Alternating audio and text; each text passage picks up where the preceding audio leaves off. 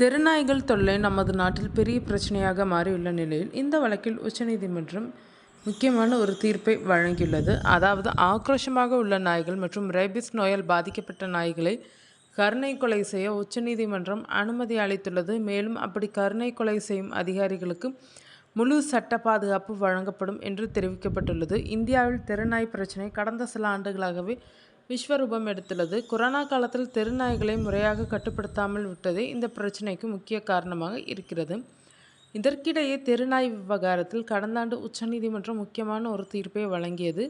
அதாவது மக்கள் அதிகம் கூடும் பள்ளிகள், கல்லூரிகள், மருத்துவமனைகள் மற்றும் பேருந்து நிலையங்கள் போன்ற இடங்களில் உள்ள தெருநாய்களை அப்புறப்படுத்த நீதிமன்றம் உத்தரவிட்டது. இருப்பினும் நாய்களை பிடித்து தடுப்பூசி மற்றும் கருத்தடை செய்து மீண்டும் அதே இடத்தில் விட வேண்டும் என்பதை வலியுறுத்தி பல மனுக்கள் சுப்ரீம் கோர்ட்டில் தாக்கல் செய்யப்பட்டனர். நீதிபதிகள் விக்ரம்நாத், சந்தீப் மேத்தா மற்றும் NV அஞ்சாரியா ஆகியோர் அடங்கிய 3 நீதிபதிகள் கொண்ட அமர்வு இந்த மேல்முறையீட்டு மனுக்களை விசாரித்தது.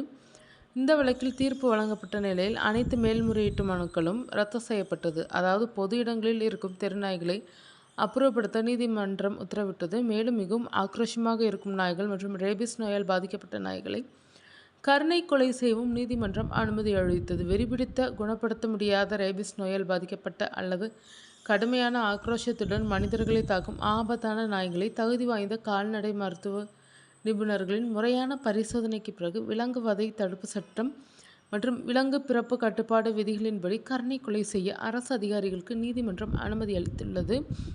இந்த தீர்ப்பின் மிக முக்கியமான அம்சம் என்னவென்றால், உச்சநீதிமன்றத்தின் இந்த கடுமையான உத்தரவுகளை களத்தில் அமல்படுத்தும் நகராட்சி மற்றும் உள்ளாட்சி அதிகாரிகளுக்கு பாதுகாப்பு வலயம் உருவாக்கப்பட்டுள்ளது. நீதிமன்ற உத்தரவை அமல்படுத்தும் அதிகாரிகள் மீது பொதுவாக எந்த ஒரு கிரிமினல் நடவடிக்கையும் எடுக்கக்கூடாது என்று தெரிவிக்கப்பட்டுள்ளது.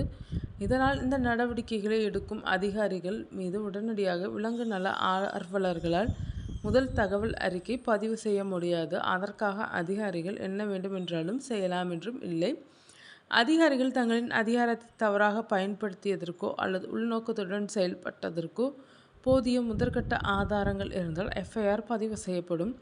மேலும் நீதிபதிகள் மாநில அரசுகள் மீதும் கடும் அதிருப்தியை வெளிப்படுத்தினார். அவர்கள் மேலும் ஆரம்பத்திலிருந்தே மாநில அரசுகளும் யூனியன் பிரதேசங்களும் முறையான நிதி ஒதுக்கீட்டுடன் ABC திட்டத்தையும் தடுப்பூசி செலுத்துதலையும் உள்கட்டமைப்பையும் முறையாக செய்திருந்தால் இந்த நிலைமை வந்திருக்காது, இவ்வளவு மோசமாகி இருக்காது. ஏழை குழந்தைகள் குதறப்படுவதையும் முதியவர்கள் தாக்கப்படுவதையும் வெளிநாட்டு சுற்றுலா பயணிகள் பாதிக்கப்படுவதையும் பார்த்து கொண்டு நீதிமன்றம் சும்மா இருக்க முடியாது.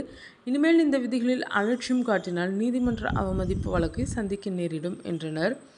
நாட்டின் ஒவ்வொரு மாவட்டத்திலும் குறைந்தபட்சம் ஒரு விலங்கு பிறப்பு கட்டுப்பாடு மையம் நிறுவப்பட வேண்டும். அனைத்து அரசு மருத்துவமனைகளிலும் ஆன்டி ரேபிஸ் தடுப்பூசி மருந்துகள் தங்கு தடையின்றி கிடைக்க வேண்டும். தேசிய நெடுஞ்சாலை ஆணையம் நெடுஞ்சாலைகளில் உள்ள தெருநாய்கள் மற்றும் கால்நடைகளை அப்புறப்படுத்த வேண்டும்.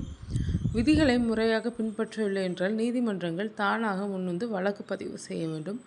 அனைத்து மாநில தலைமைச் செயலாளர்களும் இந்த விதிகளை செயல்படுத்தியது குறித்து அறிக்கை ஆகஸ்ட் 7ஆம் தேதிக்குள் அந்தந்த உயர் நீதிமன்றங்களில் தாக்கல் செய்ய வேண்டும்.